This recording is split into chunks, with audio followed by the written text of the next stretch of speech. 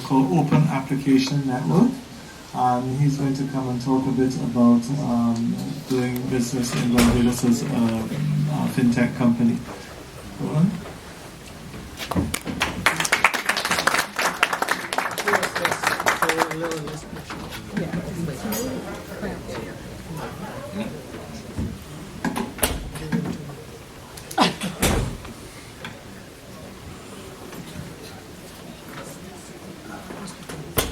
Thank you everyone for having me here. It's a pleasure to be in New York. Okay. We have offices in Canada. We're not Canadian. We're a Barbadian company. We've got offices in Israel, Kenya, Romania, and we do a lot of business all over the world. But this is it's an interesting technology. We're talking about blockchain. I'm not going to get into too much depth in this. I was speaking with Latanya Edwards just now. We were talking about tax, and she was wondering if everybody's eyes were going to glaze over when she started to get deep into the tax. I said, no. You've got some tax experts in here today. We've got some super lawyers. We've got Larry Steckman in here, one of New York's top lawyers, and people that would understand this. But I don't know if we have a tech crowd here who would get this, so I'm not going to get too deep into tech. But I actually grew up in a tech home. I used to visit New York as a young boy with my dad. He used to come on business trips here. He ran a tech business that developed the first C++ compiler. His business was from the US. So I used to come here as a little boy and look at these massive buildings in amazement, and I still do. New York is a magical city. It's great stuff, I love it. So coding and technology, it came second nature to me. But I studied banking and finance. And little did I know that today we'll be at this intersection where finance and technology merge together. It's quite amazing.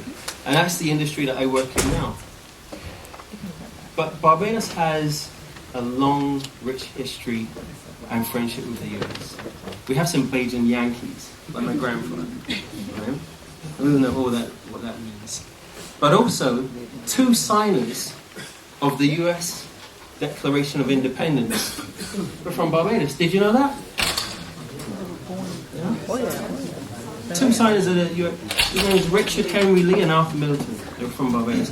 Also, the only country that George Washington ever lived in outside of the US was Barbados. Right? So we have George Washington House in Barbados. Yeah? And back then, Barbados was called Sugar Island because we used to produce so much sugar. And we used to use that sugar for consumption, but also as currency. You could pay somebody in sugar, right? We were currency innovators back then. And we still are today. I'll tell you a little bit about that. But it's interesting because we also invented rum, which is a product of sugar, right? I think there's some in the bag outside. There's some in the bag. Isn't that amazing? I don't know. No.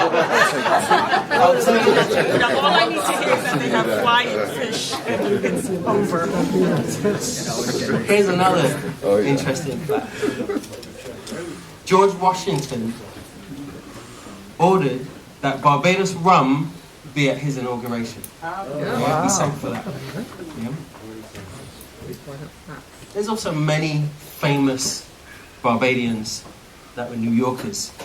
Right? For instance, this lady here, Shirley Chisholm, the first black woman to be elected to the United States Congress. Yeah? She represented New York's 12th congressional district for 7 terms from 1969 to 1983. What an inspiration to us all. Barbados has produced many brilliant people in areas including banking. Shirley Chisholm's private banker, a former private banker, is actually here in the audience today. Yeah. And also the people who developed the framework for the world's first distributed ledger central bank digital currency. Again, in the room here today. So there's many famous bankers, technology people. The first internet search engine was developed by a Barbadian. Did you know that? Alan Emptage? He went to Harrison College? Yeah, he's a Barbadian. That's before Google and Yahoo and all those things. So we're truly leaders in many areas. And we have today a vision to make Barbados an innovation hub, a technology hub. And our company, the Open Application Network, we're a blockchain company. It's an organization, I run it in Barbados. We've got global reach, as I mentioned, offices all over. We've got a sister company called MavenNet. Recently received a contract to build blockchain technology that would use the technology to track oil imports with Homeland Security, yeah, in the US. So we're truly leaders in this space. Who here has heard of blockchain technology? I should probably ask this first, right? Oh, we've got a big crowd here that know about blockchain, so that's fantastic, right? So the Open Application Network, we love Barbados. Why do we love Barbados? Well, we touched on these very briefly, but there's a few key areas that make Barbados the right place for a technology company like ours. So first of all, we've got excellent information communication technology infrastructure. And this is very important. So all over Barbados, we've got high-speed fiber optic internet connections. Right, we've got Wi-Fi practically everywhere all over the island. For mobile, we've got 4G and LTE. Yeah, and this is Cable and Wireless, British Telecom. It's not a Chinese infrastructure, in case you're wondering. And the Koreans did a study on the infrastructure in Barbados, and they said it was fantastic. They were very, very impressed by our communications. On top of that, we've got a highly skilled workforce. The talent pool in Barbados consists of many experienced finance, business, law and technology specialists. We have a fantastic educational system. University of the West Indies produces a number of top talent in IT, in software development, in computer science and engineering. We're able to, as a technology company, to tap into this pool. Very impressed with the level that these students work at and continue to produce. We bring them on and we train them for like 6 months, and the next thing you know, they lead in teams. Very, very good. We've also got a great law school, as well as amazing business, economics and finance school. And I personally developed and lectured part of the BSc Banking and Finance course for the University of the West Indies. In addition, you can tap into talent from all over the Caribbean, because we have in the Caribbean, we have something called a CARICOM Skills Certificate, which allows you to tap into talent from other islands. You don't need work permits or anything like that. So you can have employees from around the Caribbean join you, and you can tap into that talent pool. But another key consideration is the regulatory environment, because it's important that you have a regulatory environment that enables innovation. Now, in some countries, you might have a very complex, legal system of frameworks that means that when you come up with an innovative technology, you may struggle and pay a lot of legal fees, etc. And that could be a challenge. But what we've done, we want Barbados businesses to succeed. And there's a strong emphasis in encouraging growth of technology companies, including blockchain companies, and the provision for regulatory clarity, which is important. So we have a collaboration between the Financial Services Commission and the Central Bank of Barbados and the Barbados Stock Exchange. And you'll hear from CEO Marlon Yard shortly after this discussion. So we have a strong government to support, to encourage investment in this area.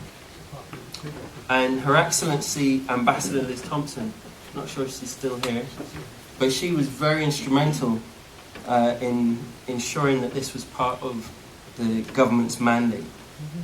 Last week, we had a seminar for decentralized finance, or what we call DeFi, in Barbados. We had that in Barbados at the Hilton Hotel.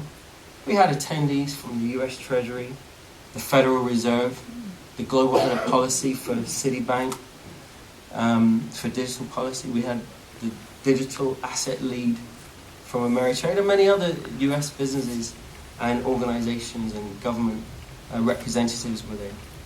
Because our central bank and our Financial Services Commission collaborate closely with US regulators. And we'd like to see some US banks set up in Barbados. That would be great. So we also have great corporate structures, excellent corporate structures, and we mentioned these earlier. Our other speakers were very clear to elaborate on how these structures work and also the tax efficiencies and so forth. So we have excellent lawyers and accountants who can set these up and get the right structure for you. So today, we're positioning Barbados as an innovation hub. We're moving from Sugar Island, where we used to be many, many, many years ago, and the vision that we have is for Barbados to be an innovation hub.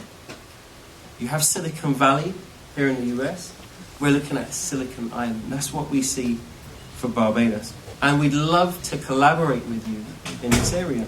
And actually, if you grab one of these magazines, they're outside, everyone should have a copy, and you can look at page 60 and you can see a little more detail on this. So my name is Roland Haggins.